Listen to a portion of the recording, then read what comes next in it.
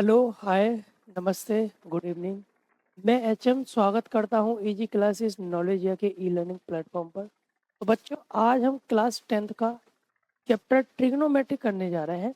मैं ट्रिग्नोमेट्री को बिल्कुल बेसिक से और बहुत आराम आराम से आपको सिखाऊंगा और सारी चीज़ें आपको बहुत अच्छे से आ जाएंगी। यानी कि आपको क्या करना है, सिर्फ मेरे साथ ये 30-32 मिनट का टाइम रहेगा। उतना टाइम आप मेरे साथ बने रहेंगे तो आप पाएंगे कि आप ट्रिग्नोमेट्री के क्वेश्चंस को बहुत अच्छे से डील करने लग रहे हैं। एक और चेंजेस, मेजर चेंजेस आपको अपने अंदर ये फील होगा कि आपको क्वेश्चन को पकड़ने की या समझने की या करने की जो टेक्निक है वो थोड़ी सी एडवांस हो जाएगी। आप मेरे साथ जुड़े रहेंगे और सीखेंगे ट्रिग्नोमेट्री। प्यारे बच्चों, मैं आपसे एक छोटी सी उम्मीद पाल के आया हूँ क्या, कि आप इस ट्रिग्नोमेट्री को देख के क्या समझ गए होंगे। आप ये बताइए कि इतना तो हम समझ ही गए होंगे। जैसे कि मैंने यहाँ पे देखा क्या, ट्राइगन। जैसे ही मैंने यहाँ पे ट्राइगन देखा और इधर मेट्री देखा, तो मैं आपसे दो बातें पूछना चाहता हूँ। क्या आप पॉलीगन जानते हैं? आप कहेंगे हाँ सर, पॉलीगन हम जानते हैं। पॉलीगन का मतलब होता है ऐसा कोई शेप जिसमें कई सारी भुजाएं हो। मैं कहूँगा बिल्कुल ठीक। पॉलीगन का मतलब कई सारी साइड या कई सारी भुजाएं, हिंदी में अगर हम कहें। उसी तरह से जरा मुझे बताइए ये ट्राइगन का मतलब क्या हो सकता है? तो आप कहेंगे सर, थ्री साइड्स होंगी। थ्री साइड्स होंगी। मैंने कहा बिल्कुल ठीक कह रहे हैं आप, इसमें कोई दो राय नहीं है।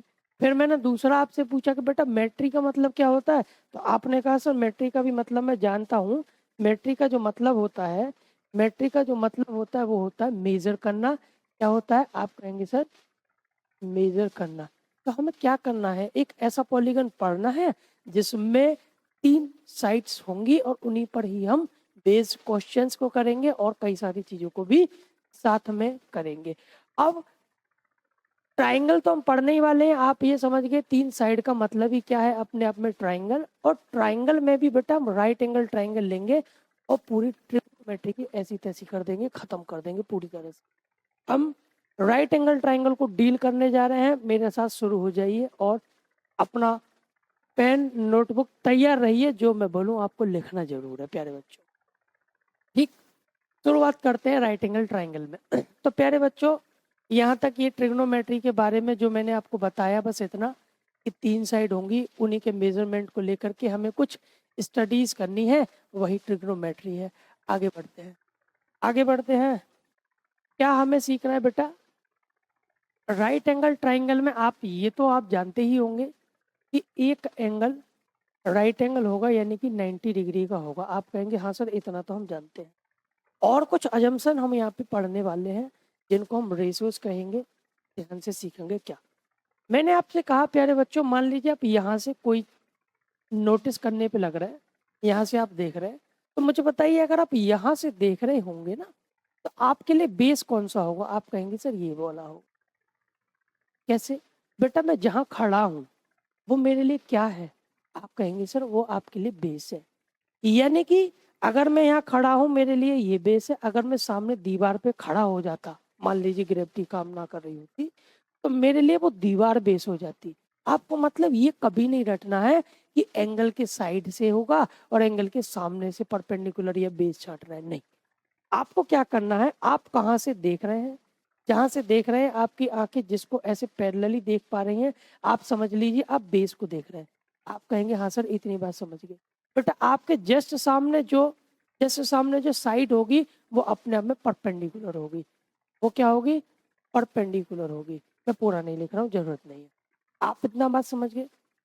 यानी कि ये वाली लाइन क्या हो गई? आपने कहा सर ये बेस हो गई और सामने वाली परपेंडिकुलर हो गई। और जो थर्ड साइड जो सबसे लंबी है वो हाइपोटेनस हो गई, हाइपोटेनस। ठीक, इतनी बात आप सभी को समझ में आ गई होगी। यानी कि अगर मैं एक बात और आपसे पूछूं कि मान लीजिए कि भाई कल को मैं यहाँ से नोटिस करना चालू करता हूँ, तो अब मुझे बताइए कि मेरा बेस क्या होगा?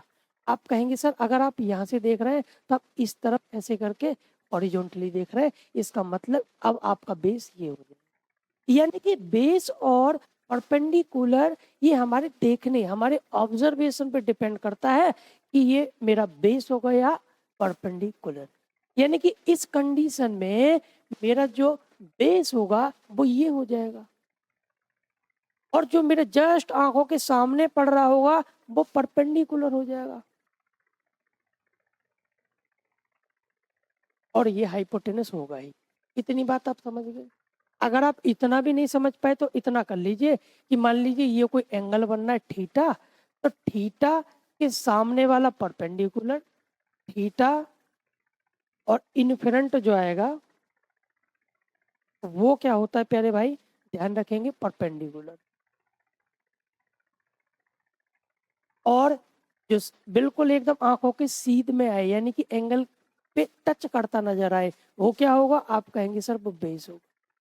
ऐसे भी आप रिकॉग्नाइज कर सकते हैं। देखो दूसरा एक तरीका समझो, ये मान लो एंगल बनना है थीटा, बनना है, आप कहेंगे हाँ सर। मैंने कहा एक तो तरीका है, आप अगर यहाँ से देख रहे हैं तो ये बेस हो गया और सामने वाला परपेंडिकुलर हो गया। दूसरा तरीका मैंने बताया, एंगल के इन फ्रंट एकदम जो सामने होगा वो परपेंडिकुलर, तो एडजेसेंट होगा वो क्या होगा, वो बेस होगा। वो क्या होगा, बेस होगा। तीसरी सबसे निंजा टेक्निक और सिखा देता हूँ परपेंडिकुलर और बेस को छांटने के लिए। क्या कि बेटा जहां एंगल टच कर रहा होगा आपका, यहाँ टच कर रहा है, इधर यहाँ टच कर रहा है, जहां एंगल टच कर रहा हो उसको बेस बोलो, उसको बेस बोलो। बड़ा वाला साइड तो हाइपोटेनस होगा ही, उसमें तो आपको कोई आपत्ति होगी नहीं। भैया बेस एंगल टच करने वाला, हाइपोटेनस सबसे बड़ा वाला, बच गया क्या, परपेंडिकुलर।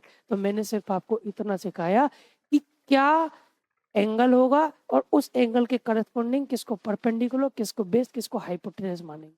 तीनों बातों को आपको दिमाग में रखना है। एंगल के सामने परपेंडिकुलर, जहां से नोटिस कर रहे हो ये वाली लाइन बेस, सामने परपेंडिकुलर। तीसरा सबसे निंजा टेक्निक, जहां एंगल टच कर जाए वो साइड क्या होगी, अपने आप में बेस होगी। क्या ये एंगल यहाँ टच कर रहा है, आप कहेंगे हाँ सर कर रहा है। बात समझ गए। अभी तक क्या सीखा, परपेंडिकुलर, बेस, हाइपोटेनस, तीन चीज सीखे। आगे बढ़ेंगे भाई, आगे बढ़ेंगे और हमें क्या सीखना है, चलो इसको यहीं रहने देते, आगे बढ़ जाते हैं ऐसे। अब हम कुछ अजम्पशन करेंगे। अजम्पशन क्या करेंगे, सपोज दैट, क्योंकि ये राइट एंगल ट्राइंगल है, राइट एंगल ट्राइंगल में बेटा ये एंगल बनना है थीटा। अब जैसे ही आपने कहा सर ये थीटा बनना है, यहाँ पे ये एंगल टच कर रहा है, मैं तुरंत कहूंगा बेटा ये बेस है, ये बेस है। इसको चलो बी ही लिख देता हूँ, पूरा क्या लिखना जरूरत नहीं, ये बेस है। और ये क्या होगा, आप कहेंगे सर ये परपेंडिकुलर, ये हाइपोटेनस, तीन चीजें हो गई। आपने कहा हाँ सर हो गई। भाई अब मैं यहाँ पे कुछ अजम्पशन करने जा रहा हूँ, मैं कुछ अजम्पशन करने जा रहा हूँ और उन अजम्पशन को आपको कोई प्रूफ ढूंढने की आवश्यकता नहीं है, ना ही किसी टीचर से पूछने की जरूरत है, क्योंकि वो कुछ अजम्पशन है। जैसे कि मान लीजिए कि ये मेरे हाथ में मान लीजिए कोई लिखने का एक सामान है, इसको शुरुआत में मान लीजिए पेन बोला होगा, तो सबने कहा होगा ठीक है आज से इसको पेन बोलेंगे। अब ये धीरे धीरे हमारी दिनचर्या में आ गया और हम इसको पेन, स्टाइलर जो भी है बोलना शुरू कर दिया। यानी कि शुरुआत में जब कोई चीज का जन्म होता है तो हम कुछ अजम्पशंस कर लेते हैं, उसके बाद वो आदत में आ जाती है और उसका यूज करना शुरू कर देते हैं। जैसे कि अभी आपने रिसेंटली देखा होगा कि इलाहाबाद का नाम प्रयागराज कर दिया। आप कहेंगे हाँ सर इतना तो हमें पता है। अब धीरे धीरे लोग उसको प्रयागराज कहना शुरू कर रहे हैं। ठीक, अब धीरे धीरे जब ये प्रयागराज बहुत ज्यादा पॉपुलर होगा तो आने वाली पीढ़ियां भूल भी जाएंगी कि इलाहाबाद भी कुछ होता था। तो हम पहले मान लेते हैं कि हाँ भाई ये प्रयागराज है, उसके बाद वो दुकान चल पड़ती है। एक और एग्जाम्पल से आप समझ लीजिए, एक स्टेडियम हुआ करता था गुजरात में, मोटेरा स्टेडियम उसका नाम था, अभी नरेंद्र मोदी स्टेडियम हो गया है। आप कहेंगे हाँ सर अभी तो कुछ लोग मोटेरा बोलते भी हैं, हो सकता है 20-30 साल बाद भूल ही जाएं कि यहाँ पे कोई और भी स्टेडियम था, अब सब नरेंद्र मोदी स्टेडियम ही बोलने लगेंगे। यानी कि अब मैं कुछ अजम्पशन करने जा रहा हूँ और उन अजम्पशन का कहीं कोई प्रूफ नहीं है, आपको सिर्फ वो याद करने हैं। मैं कुछ ट्रिग्नोमेट्रिक रेशियो लिखूंगा, जैसे कि पहला लिखा साइन, साइन पूरा नहीं लिखेंगे, सिर्फ साइन थीटा लिखेंगे। यानी कि किसी भी एंगल का अगर आपको साइन निकालना हो, साइन निकालना हो तो आपको क्या करना है, दो चीजों का रेशियो लेना है, एक परपेंडिकुलर और एक हाइपोटेनस। आप कहेंगे ठीक है सर, आप कहेंगे ठीक है सर। अब आप कहेंगे सर ये परपेंडिकुलर का ही क्यों लगाया, हाइपोटेनस से डिवाइड, हाइपोटेनस का क्यों नहीं लगाया, तो बेटा यही तो अजम्पशन है, यही अजम्पशन है, ये आपको मानना पड़ेगा तभी आपकी गाड़ी चलेगी। अगर आप चाहें तो हाइपोटेनस अपन बेस लिख लें, उसके बाद में आप पाएंगे कि आप एक नई ट्रिग्नोमेट्री बना देंगे, लेकिन उसमें सवाल नहीं आएगा, इतना फर्क होगा। ठीक, तो ये एक अजम्पशन है। इसी प्रकार से फिर कॉस थीटा की बारी आई। हमने कॉस थीटा या कोसाइन ऑफ एंगल देखा, तो वो क्या होगा, बेस अपॉन हाइपोटेनस होगा, वो बेस अपॉन हाइपोटेनस होगा। ये बेटा सब क्या है, ये हमारी शुरुआती अजम्पशन है। साइन हो गया, कॉस हो गया, फिर आया बेटा टेन। टेन थीटा क्या होगा, टेन थीटा होगा परपेंडिकुलर अपॉन में बेस। तीन, ये प्राइमरली हमने सोचे थे ट्रिग्नोमेट्रिक रेशो या फिर किसी एंगल के साइन कोसाइन या टेंजेंट सोचे थे शुरुआत में, यानी कि अगर परपेंडिकुलर का हाइपोटेनस से डिवाइड करते हैं तो वो एंगल का साइन आ जाता है। ठीक, सिमिलरली ये तीनों। अब हमने कहा कि भाई अगर ऐसा हो सकता है तो इनका उल्टा भी होता होगा कुछ ना कुछ, यानी कि अगर हाइपोटेनस का परपेंडिकुलर से डिवाइड कर ले तब क्या आएगा, जरा बताइए। आपको याद रखना बेटा, कोसेक, कोसेक थीटा आएगा। सिमिलरली अगर आप हाइपोटेनस का बेस से डिवाइड कर ले तब आएगा आपका sec theta, secant of angle. और अगर आप बेस का परपेंडिकुलर से डिवाइड कर ले तो बेटा आएगा क्या, बेस का परपेंडिकुलर से डिवाइड कर ले तो आएगा कॉट थीटा। ये 6 ट्रिग्नोमेट्रिक रेशो है जो बिगिनिंग करते हैं ट्रिग्नोमेट्री की, ये आपको याद करने हैं। इसमें कोई लॉजिक, कोई भी इनका प्रूफ नहीं है और ना ही आपको याद करना। ठीक, अगर आप ये याद कर चुके हो तो मैं कुछ एक दो बात आपसे पूछना चाहता हूँ। पहली बात मैं आपसे पूछना चाहता हूँ क्या, कि साइन थीटा यहाँ से आप देख के बताइए मेरे भाई इसका उल्टा है, तो आपने कहा सर ये बिल्कुल कोसेक का उल्टा है। बस मैं यही जानना चाहता था। तो आपको याद रखना है ये कोसेक थीटा के इक्वल होता है, लेकिन इनवर्स में। किसमें इक्वल होता है, इनवर्स में। दूसरी क्या बात आपको याद रखनी है, कॉस थीटा किसका उल्टा होता है। आपने कहा हाँ सर दिख रहा है, ये तो सेक का उल्टा होता है। बेटा लिख लेंगे, क्या कर लेंगे, लिख लेंगे। यानी कि अगर कॉस थीटा अगर हमें चाहिए, सेक थीटा दे रखा हो, तो आपको सिर्फ कुछ नहीं करना है, उल्टा कर देना है। सिमिलरली मैं तीसरी बात आपसे पूछना चाहता हूँ क्या, कि टेन थीटा किसका उल्टा होगा। आपने कहा सर ये उल्टा होगा कॉट का। कहाँ से बातें लिखी है, तीनों यहाँ से देखो। टेन क्या है, पी अपॉन बी, जबकि कॉट क्या है, बी अपॉन पी। उल्टे हैं, आपने कहा हाँ सर उल्टे हैं, तो यहाँ भी लिख लिए। इसमें क्या, एक सबसे खास बात, मैंने कहा बेटा टेन थीटा क्या होता है। आपने कहा सर टेन थीटा होता है परपेंडिकुलर अपॉन में बेस। कहाँ से लिखा, यहाँ से लिख लिया। मैंने कहा कि आपको कुछ नहीं करना है, हाइपोटेनस का मल्टीप्लाई हाइपोटेनस का डिवाइड करना। यहाँ पे देखो भाई ये क्या है, परपेंडिकुलर अपॉन में हाइपोटेनस। परपेंडिकुलर अपॉन में हाइपोटेनस क्या होता है, आपने कहा सर ये वाला बॉक्स हमें बता देगा कि ये तो साइन थीटा होता है। मैं कहूँगा बेटा लिख लो, लिख लो मेरे भाई। आपने कहाँ से लिख लिया। फिर मैंने कहा hypotenuse upon base, hypotenuse upon base पे आ जाओ। आपने कहा sir sec theta. Hypotenuse upon base क्या होता है बेटा, आपने कहा सर सेक थीटा होता है। मैंने कहा बेटा लिख लो ना फिर इस बात। फिर मुझे याद आया कि सेक थीटा को तो भैया हम 1 अपॉन कॉस कर सकते हैं। आपने कहा सर वो भी कर लीजिए। तो साइन थीटा और सेक थीटा की जगह क्या लिखूंगा बेटा, ये कॉस का उल्टा है। अगर कॉस सेक का उल्टा है तो सेक कॉस का भी उल्टा होगा, इतना तो समझते हैं। ठीक, यानी सेक की जगह में 1 अपॉन कॉस लिखूंगा, तो यहाँ से एक रिलेशन और आ गया कि टेन थीटा का वैल्यू जो होगा वो साइन थीटा अपॉन में कॉस थीटा होगा। एक बात और यहाँ पे मैं छोटा सा स्पेस घेर के बता देता हूँ क्या, कि कॉट थीटा क्या होगा बेटा। आपने कहा सर कॉट जो होता है वो टेन का उल्टा होता है, 1/10 थीटा होता है। मैंने कहा बेटा टेन थीटा तो अभी आप निकाल के आए हो, sine theta upon cos theta. आप कहेंगे हाँ जी सर, तो मैं कहूँगा बेटा इसी को उल्टा लिख लो। आपने कहा हाँ सर ये और आसान हो गया, कॉस थीटा अपॉन में साइन थीटा। ये सारी बातें आपको याद रखनी है, अगर आप इनको याद नहीं करेंगे तो गड़बड़ है, इनके बिना आगे नहीं बढ़ पाओगे भाई साहब। ये आपको याद रखने हैं, ये सारे के सारे रिलेशन। जब आप ये रिलेशन याद कर लेंगे, जब आप ये रिलेशन याद कर लेंगे तो हम आगे बढ़ने की कोशिश करें, हम आगे बढ़ने की कोशिश करेंगे और चीज़ों को और स्मूथ करेंगे। चलो शुरुआत करते हैं। और क्या मैं आपको बताना चाहता, ये बेसिक्स हो गए ट्रिग्नोमेट्री के। अब क्या सीखना है बेटा आपको, ध्यान से समझेंगे, मेरी बातों को सुनेंगे। क्या? Pythagoras theorem. पाइथागोरस थ्योरम हम सीखने जा रहे हैं। आप कहेंगे सर ये पाइथागोरस थ्योरम क्या, बता दीजिए। मैं कहूँगा बेटा अगर मान लीजिए आपको कोई राइट एंगल ट्राइंगल पकड़ा दे, ठीक, ए बी सी, ए यहाँ पे बना लो, बी यहाँ पे बना लो भैया, सी। मान लो ये एंगल है थीटा, और हम जानते हैं कि अगर ये थीटा है तो ये परपेंडिकुलर होगा, ये बेस होगा, ये हाइपोटेनस होगा। अब मत पूछना क्यों होगा, अरे अब मत पूछना, अब मत पूछना, अब समझ जाना। टच कर रहा है बेस, सामने पड़ गया परपेंडिकुलर, तीसरी साइड हाइपोटेनस होगी कि नहीं होगी। अरे मैं जानना चाहता हूँ आपसे, आप कहेंगे सर होगी। अब मैं अब मैं अब मैं ठीक है अब मैं आपसे एक बात जानना चाह रहा हूँ कि पाइथागोरस ने ऐसा क्या बताया था। पाइथागोरस ने एक बात बताई थी क्या,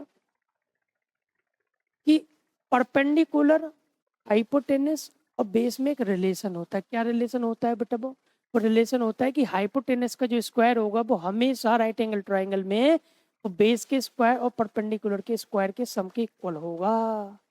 ये बताया था। आप कहेंगे सर कैसे, एक एग्जांपल से बता दो। मैं बताता हूँ। मान लो किसी राइट एंगल ट्राइंगल में बेस दे दिया 3, परपेंडिकुलर दे दिया 4, तो आप हाइपोटेनस निकाल सकते हैं इस फॉर्मूले का यूज करके। निकालो बेटा। बेस का वैल्यू कितना है, आपने कहा सर 3, 3 का स्क्वायर। परपेंडिकुलर का बोलो बोला, आप कहेंगे 4, 4 का स्क्वायर, यानी कि चलो लिख ही लेते हैं 4 का स्क्वायर। कितना हो गया, आप कहेंगे सर ये 9 हो गया, ये 16 हो गया, मिलके 25 हो गया, ये आ गया h का स्क्वायर। लेकिन बेटा मैं पूछना चाहता हूँ हाइपोटेनस, हाइपोटेनस का स्क्वायर निकला है अभी, हाइपोटेनस पूछ रहा हूँ। तो आप कहेंगे सर दोनों तरफ स्क्वायर रूट ले लो, यानी कि 5। यानी कि दो चीज देके, मान लो कभी बेस देगा, कभी परपेंडिकुलर देगा, पूछेगा हाइपोटेनस, ऐसे निकाल लेंगे। कभी क्या करेगा, हाइपोटेनस देगा, बेस देगा, परपेंडिकुलर निकालेगा। कहेंगे ये फॉर्मूले का यूज करके हम आराम से निकाल सकते हैं। यही है पाइथागोरस का थ्योरम। इतनी बात आप समझ गए। एक बात और याद रखनी है, क्या?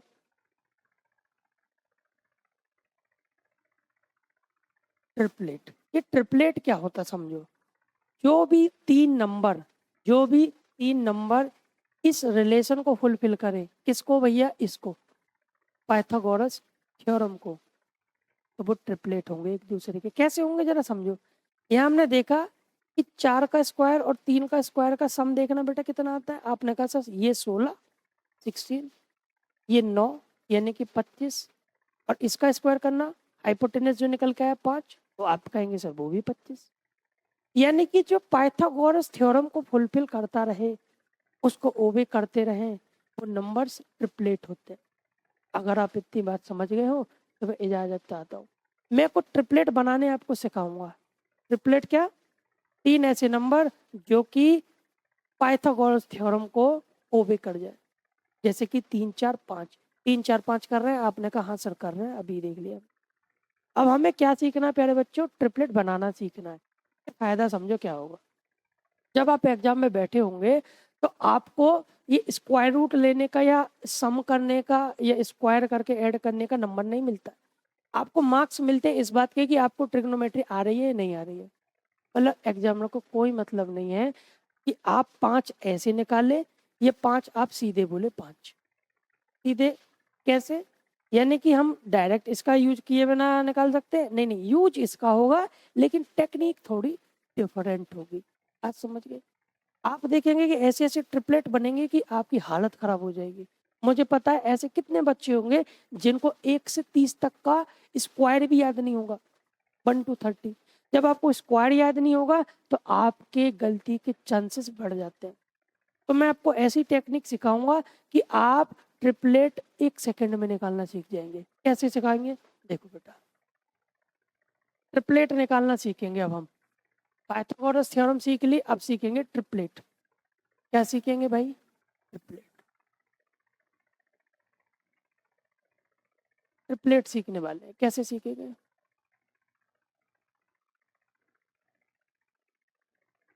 ट्रिपलेट सीखने वाले हैं। तो एक तरफ आप लिखेंगे ऑड और एक तरफ लिखेंगे इवन। और देखो आप कैसे हवाई जहाज बना देंगे किसी भी ट्रिपलेट का। यानी आपको ये सब लफड़ों में नहीं पड़ना और इस बात के नंबर भी नहीं मिलते। आप ये देख लेना, इस बात का कोई मार्क्स नहीं है कि आप स्क्वायर कर रहे हैं और उसका स्क्वायर रूट ले रहे हैं, कोई नंबर नहीं है इस बात का। मार्क्स किस बात का है तो फिर आप सीखिए। देखो जल्दी कैसे कर दे, जैसे कि मैंने कुछ ऑर्डर नंबर लिखे, यहाँ पे 3, यहाँ पे 5, यहाँ पे कुछ इवन नंबर लिखिए, मान लो 6 और 8। इनका ट्रिपलेट कैसे निकलेगा उसको इस तरह बता दूंगा, इनका ट्रिपलेट कैसे निकलेगा इस तरह बता दूंगा। मैंने 2 इवन 2 ऑड ले लिए, तो बाकी के कौन करेगा, आप कहेंगे सर हम करेंगे। ठीक है ना, कैसे करेंगे सीखो। जैसे कि ऑड कोई नंबर दे दिया, तो आपको क्या करना है बेटा, इसका स्क्वायर करना है। पहली लाइन में आपने कहा हाँ सर कर लिया, 9। ठीक, 9 कर लिया। मैं कहूँगा बेटा आपको ये 2 हिस्सों में तोड़ना है, 2 हिस्सों में तोड़ना है, यानी कि ऐसा समझे 9 रुपये आपको बांटने हैं, 9 रुपये आपको बांटने हैं और ऐसे बांटने हैं कि एक आदमी पे 1 रुपया एक्स्ट्रा चला जाए। तो आप भाई ऐसे एक बात बताओ, मैं एक पूछ रहा हूँ, मान लो आपकी जेब में 9 रुपये है, आपने कहा हाँ सर है, आपको 2 लोगों को देने हैं और आपको एक आदमी को 1 रुपया एक्स्ट्रा देना है क्योंकि वो आपके दिल के करीब है। तो आप क्या करेंगे, 1 रुपया पहले अपने जेब में रख लेंगे। आप कहेंगे सर बचे 8, 4 4 दे देंगे, 4 4 दे देंगे भाई, एक कम किया, बच्चे कितने 8, 4 4 दे देंगे, हाँ दे देंगे। और जो बचाया था एक दूसरे को पकड़ा देंगे, जिससे आप प्यार करते हैं, जिससे आप मोहब्बत करते हैं, जिसको आप एडमायर करते हैं। आप कहेंगे ठीक है सर, यही तरीका है। यानी कि 9 को हमें इस तरह से तोड़ना है कि 1 का डिफरेंस रहे। आपने कहा हाँ सर समझ गए, इधर 5 आएगा, इधर 4 आएगा। अब देखो इसको 5 मिले और इसको 4 मिले, बेटा इतना भी अगर कॉमन सेंस नहीं लगा पा रहे हो तो फिर तो मुश्किल है। क्या किया हमने, 1 को 5 दिया, 1 को 4 दिया, 9 को तोड़ना था, बस ये काम करना था। जैसे ही आपने तोड़ा तो तुम्हें याद आ गया होगा 3 4 5 अपने आप में ट्रिपलेट होते थे। ये नहीं कि अभी आप ओरली सोच सकते हैं कि ट्रिपलेट क्या आएंगे, इनका सवालों में यूज देखना भाई साहब कैसे करता हूँ मैं सवालों में। दूसरा आ गया भाई साहब 5, दूसरा आ गया 5, कैसे करेंगे, 5 को यहाँ लिख लेंगे। सिमिलरली पहले स्क्वायर करो बेटा, आप कहेंगे सर स्क्वायर कर लिए 25, 25 को बांटना है, ऐसा बांटना है एक पे 1 रुपया ज्यादा रहे, एक पे उतना 1 कम रह जाए। तो मुझे बताओ 25 के ऐसे टुकड़े कर दो कि 1 पे ज्यादा रहे 1 पे कम रहे, तो कितने होंगे, आप कहेंगे सर 12 12 पहले बांट देंगे, 12 12 एंड देन 1 को 1 और पकड़ा देंगे, यानी 25 के 2 टुकड़े, जिसमें 1 को 13 पकड़ा देंगे, 1 को 12, तभी तो 1 रुपया ज्यादा होगा इस पे। आप कहेंगे हाँ सर ये तो आसान है, 25 को ही तो बांटना है, ऐसा बांटना है कि 2 हिस्से कर लो, 1 पे 1 ज्यादा 1 पे कम, हो गया। जैसे ही आपने किया तो बेटा ये 5 12 13 ये ट्रिपलेट बन गए। ऑर्डर नंबर का जो ट्रिपलेट है वो ऐसे आप बनाएंगे और ऐसे ही सवालों में बना के दिखाना है। ठीक, नेक्स्ट इवन नंबर की बात है। इवन नंबर में थोड़ा सा फर्क है, क्या, 6 का पहले स्क्वायर कर लो, आपने कहा सर ये 36। फिर बेटा आपको क्या करना है, इसका आधा और करना है, इसका आधा और करना है, पहले स्क्वायर देन हाफ करना है। आप कहेंगे सर 36 का हाफ जो होगा वो होगा 18। अब 18 को तोड़ना है 2 अंकों में, लेकिन बेटा आपको ऐसे याद रखना है कि इवन के बीच जो गैप होता है वो 2 का होता है, हालांकि होता ऑड के बीच भी है, लेकिन आपको ऐसे याद कर लेना है कि इनको 2 के गैप पे तोड़ना है, 2 के गैप पे तोड़ना है। बेटा 18 रुपए हैं आपके हाथ में, एक आदमी पे 2 रुपए एक्स्ट्रा चले जाए, कुछ ऐसा हिसाब लगा लो। आपने कहा सर एक काम कर लेते हैं, पहले 2 रुपए अपनी जेब में रख लेता हूँ, बचे कितने 16, 16 में से 8 8 दोनों को दे दो, दे दिए सर, जिसको 2 देने दे दो। आपने कहा हाँ सर दे दिए। यानी कि बस यही इनका डिवीजन का तरीका, यानी 18 में से एक को 10 हो गए, एक को 8 हो गए, यही ट्रिपलेट है। यही क्या है, ट्रिपलेट है। यानी कि इवन का 6 8 और 1 10 ट्रिपलेट बन गया बेटा। आप प्रैक्टिस करेंगे भाग के कर पाएंगे, आप कहेंगे मजा आ गया सर, बहुत जल्दी करना सीख गए। मैं दोबारा एक सवाल और कर लेता हूँ। 8 का स्क्वायर आपने कहा सर 64, मैंने कहा बेटा आधा करो, बोलो कितना होगा, आपने कहा सर 32। मैंने कहा बेटा 2 के अंतर पे तोड़ो, तो 2 आपने छिपा के रख लिए, बचे कितने 30, 15 15 दोनों को दे दिए पहले, 15 इसको 15 इसको, जिसको 2 रुपए छिपाए थे इसको दे दो, यानी कि 17 15 और 8 अपने आप में क्या हो गए, ये ट्रिपलेट हो गए। बेटा अगर आप ये लर्न कर पा रहे हो ना, फिर देखो सवालों में आपका कितना टाइम बचाने वाला हूँ और कितनी आपकी इफिशियंसी बढ़ने वाली है। आगे बढ़ेंगे, आगे बढ़ेंगे। तो ये कुछ मैंने बताया है, क्या करना है, ऑपोजिट एजेसेंट हाइपोटेनस को पहचानना है राइट एंगल ट्राइंगल में, ये आपको मैं बता चुका हूँ। और कैसे करना है ये भैया, ये करना है कि आप देखिए कि आप इमेजिन कहाँ से कर रहे हैं, आप ऑब्जर्व कहाँ से कर रहे हैं, तो आपको ये सारी चीजें पता लग जाएंगी। ठीक,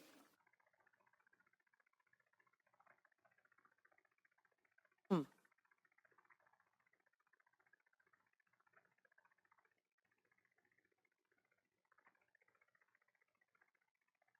चलिए आगे बढ़ेंगे भाई। देखो क्वेश्चन आ गया पहला, पहला क्वेश्चन आ गया कि ए बी सी एक ट्राइंगल है। आपने कहा सर बना दो ट्राइंगल, अब तो हम सीख जाएंगे, कोई दिक्कत नहीं है। ए, और देखो बेटा राइट एंगल कहाँ पर है, आपने कहा सर बी पे राइट एंगल है, ऐसे बनाएंगे सी। ठीक, कह रहा है ए बी 24 है, ए बी 24 है, ए बी ये 24 है। ठीक, और बी सी कितना है, बी सी कितना है 7, बी सी कितना है।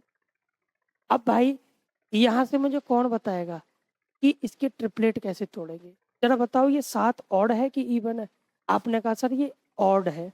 अगर बेटा ये ऑड है तो ऑड के ट्रिपलेट बनाना मैंने आपको सिखाया, आप कहेंगे हाँ सर बनाना सिखाया। आपको क्या करना है, केवल और केवल इसका स्क्वायर करना है। आपने स्क्वायर किया 49 आया, 49 के दो टुकड़े करने हैं, एक तो हमें दिख रहा है 24, एक तो हमें दिख रहा है 24।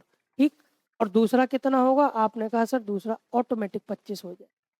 यानी कि हमें कुछ नहीं करना, सिंपली यहाँ लिखना है 25। कहाँ से लिखना है, और यहाँ पे लिख देना है क्या, ए सी इक्वल्स टू 25 सेंटीमीटर, और यहाँ पे लिख लेना है बाय पाइथागोरस थ्योरम। इतना काम करना है बेटा। एग्जामिनर को कोई इंटरेस्ट नहीं है आप स्क्वायर करके निकाल के लाए या कैसे निकाल के लाए। आप मुझे बताइए कितने बच्चे जानते हैं 24 का स्क्वायर। आप कहेंगे सर इसमें ही हम तो बहुत टाइम खराब कर रहे थे। अभी देखना, स्क्वायर किया, ऐसा बांटना था कि एक का गैप रहे, क्या है कि एक का गैप, आपने कहा हाँ सर है तो मैंने बना दिया। अगर है तो भाई मैंने बना दिया। अब ये कुछ भी पूछे, ये कुछ भी पूछे आप बता सकते हैं। ये कह रहा है बेटा साइन ए बताओ, साइन ए, साइन ए, तो बेटा यहाँ पहुंच जाओ तुरंत, जिस एंगल पे पूछे ए यहाँ पहुंच गए। अगर इस पे पहुंच गए तो मुझे बताओ ए के लिए बेस ये होगा कि नहीं होगा, आप कहेंगे हाँ सर, तो ये वाला परपेंडिकुलर होगा और ये हाइपोटेनस है ही है। तो साइन ए बताओ बेटा क्या होगा, आप कहेंगे हाँ सर, अब कोई दिक्कत नहीं होगी क्योंकि एंगल ए है, तो ये उस तरह से बेस होगा। ठीक, आपको क्या करना, परपेंडिकुलर आपने कहा सर 7 अपॉन में हाइपोटेनस 25, और यही सवाल का। ठीक, इतनी बात आप समझ गए, आप कहेंगे बिल्कुल समझ गए सर, बिल्कुल समझ गए, इसको हटा देते, इसकी कोई जरूरत अब नहीं बची है। चल भाई, हम्म, अब नेक्स्ट क्या कह रहा है, कॉस ए बताओ बेटा। कॉस ए मुझे बताइए कौन नहीं निकाल सकता है, आप कहेंगे सर ऐसा कोई बच्चा नहीं है जो नहीं निकाल सकता। बेस आपको दिख रहा है, परपेंडिकुलर आपको दिख रहा है, हाइपोटेनस आपको दिख रहा है, पूछ रहा है कॉस, कॉस क्या होता है, base upon hypotenuse, base upon hypotenuse, तो बेटा बेस, बेटा बेस 24 हो गया, तो बेस अपॉन हाइपोटेनस कितना है, आपने कहा सर 25। आंसर हो गया भाई, आंसर हो गया, कुछ नहीं करना, ये करना है। आप कहेंगे सब इतना ही करना होता है, करना ही इतना होता है, तो मार्क्स किस बात के हैं, आप ये आइडेंटिफाई कर पाओ कि कहाँ एंगल है और उसके लिए करस्पॉन्डिंग बेस और परपेंडिकुलर क्या होगा, उसकी टेक्निक मैं आपको सिखा चुका, और बाकी ट्रिपलेट बनाने भी मैंने आपको सिखा दिए, तो अब दिक्कत ही क्या है।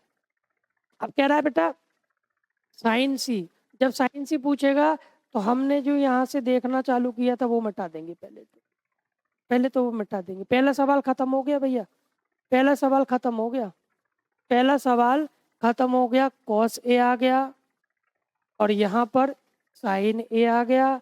अब हमें सीखना है साइन सी के बारे में, साइन सी के बारे में सीखना है। तो साइन सी तब निकलेगा बेटा, पहले मुझे ये बताओ, यहाँ से देख रहे हो ना आप, भाई यहीं से तो ऑब्जर्व करोगे सी एंगल के लिए, आपने कहा हाँ सर यहीं से। बेटा यहाँ से अगर आप ऑब्जर्व करेंगे तो एंगल तो यहाँ बनेगा, आप कहेंगे जी सर, तो मैं कहूँगा बेटा अगर यहाँ एंगल बनेगा तो बेस अब की बार ये होगा, और परपेंडिकुलर सामने वाला यानी कि ये। अब कार्रवाई चालू कर।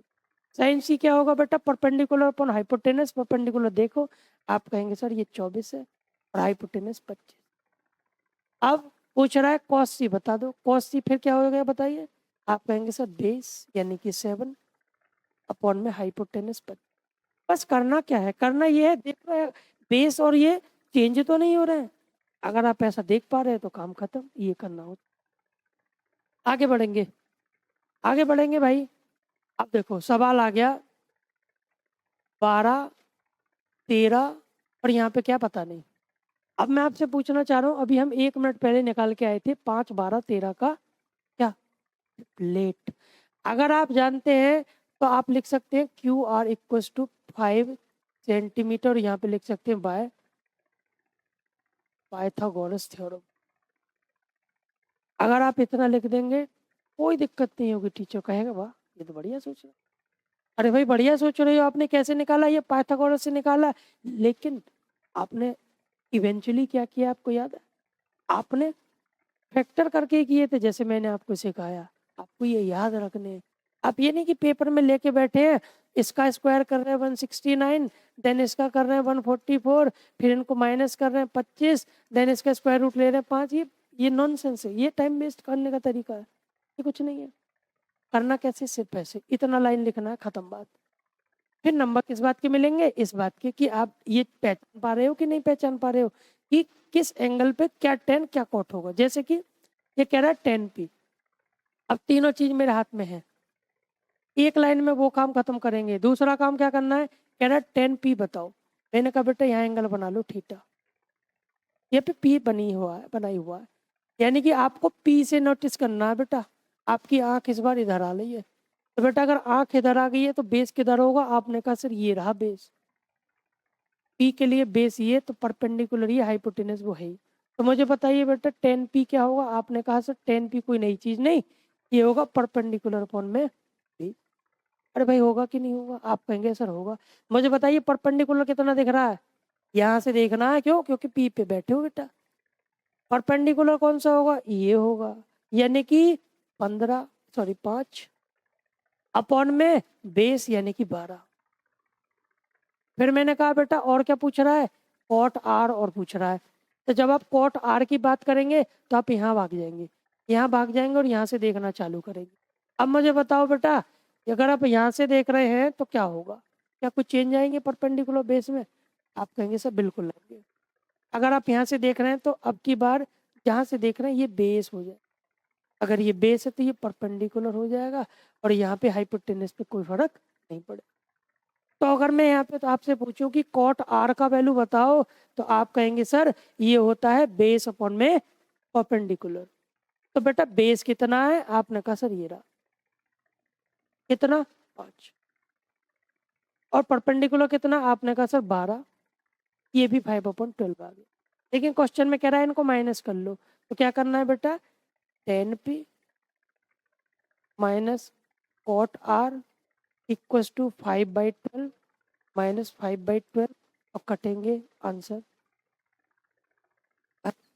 ये करना होता है। अरे भाई ये करना होता है। अगर आप ये आइडेंटिफाई कर पाए किस एंगल पे कौन सा एंगल बनेगा, कौन सा टेंजेंट माने, कौन सा साइन माने, खत्म। अगर आप ये पहचान पाए इस बात के मार्क्स में, ठीक। अगले सवाल की तरफ भागेंगे भाई, अगले सवाल की तरफ भागेंगे। कह रहा है पी क्यू आर कोई एक ट्राइंगल है, राइट एंगल ट्राइंगल है, राइट एंगल क्यू पे है। पहले बना लेते हैं। लो भाई P कहाँ पे है? क्यू पे राइट एंगल है, यहाँ पे राइट एंगल कर लो और ये आर बना लो। ठीक। क्वेश्चन कह रहा है कि पी आर में क्यू आर जोड़ दें। पी आर, ये रहा पी आर में क्यू आर जोड़ दें। क्या जोड़ दें? Q R. क्या आता है? 25। 25 आता है। ध्यान से समझना। मैंने कहा कि अब की बार ना तो अकेला ये दिया है और ना अकेला ये दिया है। क्या दिया है? आप कहेंगे नहीं भाई हमें फिर दिया क्या है? पी आर में क्यू आर का सम दिया है। देखो पी आर और क्यू आर ये रहे। अच्छा जी, और क्या? पी क्यू दे रखा है 5। पी क्यू क्या दे रखा है? 5। पी क्यू दे रखा है 5। अब मुझे आप एक बात बताइए कि जब ये 5 होता था, ध्यान से समझना, जब ये 5 होता था ऑड नंबर, उसके लिए हमने 2 चीज़ें की थी, क्या? कि 5, 12, 13 ट्रिपलेट बना के लाए थे। यानी कि दोनों का सम 25 हो तो ऐसा कब हो सकता है? तो आप कहेंगे सर इसमें से एक को 12, एक को 13 होना पड़ेगा तभी बात होगी। अब इसको 12 क्यों चुना? बेटा क्योंकि ये हाइपोटेनस है। हाइपोटेनस है तो इसलिए ये बड़ा होगा सबसे। इसको 12, इसको 13 मान लिया। क्या दोनों का सम 25 है? आपने कहा हाँ सर है। और बेटा अगर 25 है तो ये कहानी हिट हो गई। आपको एक्स वाई जेड यहाँ पे कुछ नहीं मानना है। आपको कुछ नहीं मानना है, फिर क्या लिखना है? भाई ये तो 5 गिवन था, हमें 25 के ऐसे टुकड़े करने थे कि एक के अंतर पे रहे, हमने कर लिए। इसको 13 दिया, इसको 12 दिया। इसको ज्यादा क्यों? क्योंकि ये हाइपोटेनस है। ठीक। अब फिर आपको लिखना क्या है बेटा? गिवन। क्या गिवन है? पी क्यू कितना है? 5 सेंटीमीटर। ठीक। अब पी क्यू और क्यू आर का सम 25 सेंटीमीटर है, 25 सेंटीमीटर है। तो आपको लिखना है using Pythagoras theorem, P R जो होगा वो 13 और पी क्यू आर जो होगा वो होगा आपका 12। ये लिखना है। क्या आपको पूरा करना है? नहीं, जरूरत नहीं है। जरूरत नहीं है, आपको एक्सलेट करने की कोई भी जरूरत नहीं है। क्यों? क्योंकि हमें पता है कि अगर ये राइट एंगल ट्राइंगल पे हैं तो ये पाइथागोरियन ट्रिपलेट ही होंगे। अब पाइथागोरस का यूज करके ही ये वैल्यूज आई होंगी। जब हमें ये चीजें सीधे पता है, क्यों एक्स बना के निकाले? हमें तो पता है कि इसके ही फैक्टर करने हैं, इसको ही तोड़ना है, ऐसा तोड़ना है कि एक का डिफरेंस रहे, बस इतना काम करना है। ये लाइन लिखनी है। उसके बाद क्या करना है? देखो भाई, कह रहा है ऑल ट्रिग्नोमेट्रिक रेशियो बता दो। ऑल ट्रिग्नोमेट्रिक रेशियो मान लो मैं कहता हूँ कि आपको क्या निकालना है? Sine r, cos r, then tan r, ये सब निकाल ले। मैं साइन आर निकालूंगा, बाकी आप निकालें। साइन आर क्या होगा बेटा? परपेंडिकुलर यानी कि 5 अपॉन में हाइपोटेनस यानी कि 13, 5। आंसर हो गया बेटा। Base upon hypotenuse cos, base यानी कि 12 अपॉन में हाइपोटेनस 13। चलो 10 भी निकाल लेते। परपेंडिकुलर अपॉन में बेस 5 अपॉन में, काम खत्म। इतना आप करेंगे, खत्म हो जाएगी कहानी। आप क्या कर रहे हैं? आप कर क्या रहे थे भाई? ये इसको निकालने में ये घंटा निकाल ले रहे हैं। बताओ, जरूरत है? नहीं जरूरत है, बिल्कुल नहीं है। ठीक। इतना करेंगे काम बन जाएगा, आगे बढ़ेंगे भाई। अब यहाँ पे कुछ ट्विस्ट में डाल के लाया हूँ। कुछ एनसीईआरटी की आप ट्रिग्नोमेट्री की क्लास फर्स्ट एक्सरसाइज 1 देखेंगे तो आप उसमें देखेंगे कुछ ट्रू फॉल्स दे रखे हैं। ट्रू फॉल्स देखने में लगेगा अरे ये तो बड़े आसान है, ये तो बड़े आसान है, कहीं भी ट्रू लगा दो, कहीं भी फॉल्स लगा दो।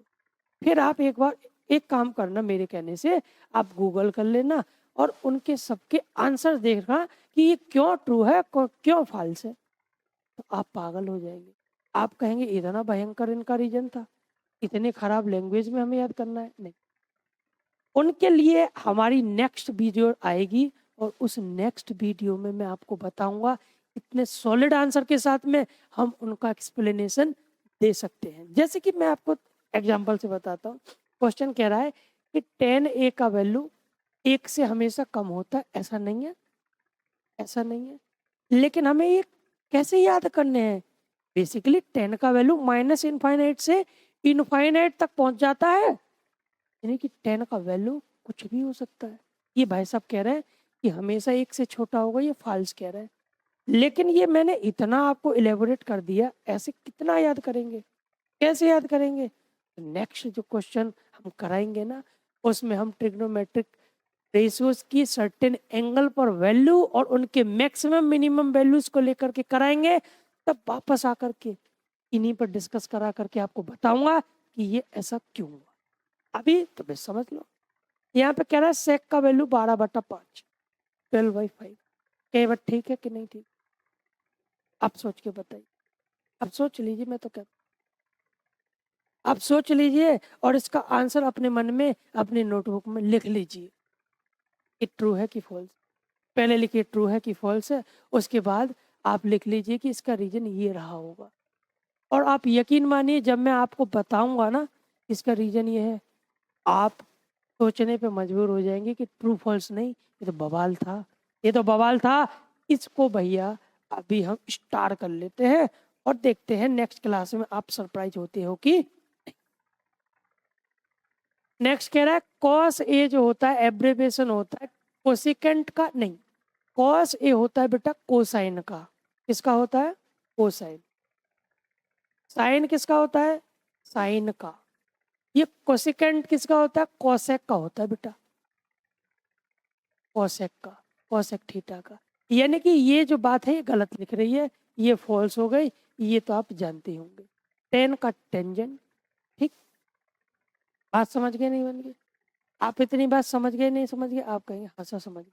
सेक का सीकेंट होता है, इसी तरह से सबके आपको याद रखने, साइन का साइन, कॉस का कोसाइन, ये कोसिकेंट किसका लिख रहा है? कोसेक का, टेन का टेंजेंट, सेक का सीकेंट, ठीक। ये एब्रिविएशन यूज हम करते हैं। कह रहा है कि कॉट ए जो होता है क्या वो कॉट की मल्टीप्लाई ए में हो रही है? नहीं भाई नहीं, ये ए एंगल है और उसका हम कॉट निकालते हैं। क्या निकालते हैं? कॉट निकालते हैं। जैसे कि कोई एक एंगल होगा ए, तो उसका साइन निकालते हैं। यानी कि तो रेशो होता है, ये तो परपेंडिकुलर पर में हाइपोटेनस होता है, ना कि एक मल्टीप्लाई, ना कि एक मल्टीप्लाई। बात समझ गए? तो ऐसा भी नहीं होता है। अगर मान लो कहीं लिख रहा है ना कि साइन 30 डिग्री, तो इसका मतलब ये नहीं है कि इसको हम साइन अलग और 30 डिग्री अलग, ऐसा नहीं, नहीं, ये कंबाइंड एक है कि 30 डिग्री पे एंगल का साइन निकालो, इसका मतलब ये है 30 डिग्री पे एंगल का साइन निकालो। कैसे भाई? 30 डिग्री का एंगल यहाँ बनाओ और फिर आपको क्या करना है, वहां पे देखना है परपेंडिकुलर कितना है और हाइपोटेनस कितना है, उनका डिवाइड करो, ये है मतलब इनका, ये मल्टीप्लिकेशन नहीं है। इतनी बात आप समझ गए होंगे। और नेक्स्ट वीडियोस में मैं आपको सिखाऊंगा कि ये ट्रू फॉल्स है ना इतने आसान, आपने कहीं भी टी कहीं भी अब लिख लिया, इनका जब लॉजिक आप देखेंगे मजा आ जाएगा। तब तक के लिए आपको यही क्वेश्चंस प्रैक्टिस करने हैं। साथ में आप चाहें तो एनसीईआरटी के क्वेश्चंस उठा लीजिए, आरएस के उठा लीजिए और चालू कर दीजिए मेरे साथ और जुड़े रहेंगे और क्वेश्चंस को ऐसे ही सॉल्व करते रहेंगे। लेकिन टेक्निक्स में थोड़े चेंजेस लाने पड़ेंगे। हम बिना बात के उन सब चीज़ों पे नहीं भागेंगे जो ज़रूरत की नहीं है, क्योंकि मार्क्स आपको ट्रिग्नोमेट्री सीखने के हैं। आपको इस बात को सीखने के लिए नहीं है कि स्क्वायर आपको कैसे करना है। स्क्वायर रूट का काम बेटा 8th क्लास तक था, वो हो गया खत्म। अभी आपको तरीके सीखने पड़ेंगे नहीं। मैं उम्मीद करता हूँ ये वीडियो आपको अच्छा लगा होगा। आपके कोई भी डाउट होंगे आप हमें बताएंगे, हम उन पर अच्छे से वर्क करके आपको बढ़िया से बढ़िया सॉल्यूशन देंगे। धन्यवाद।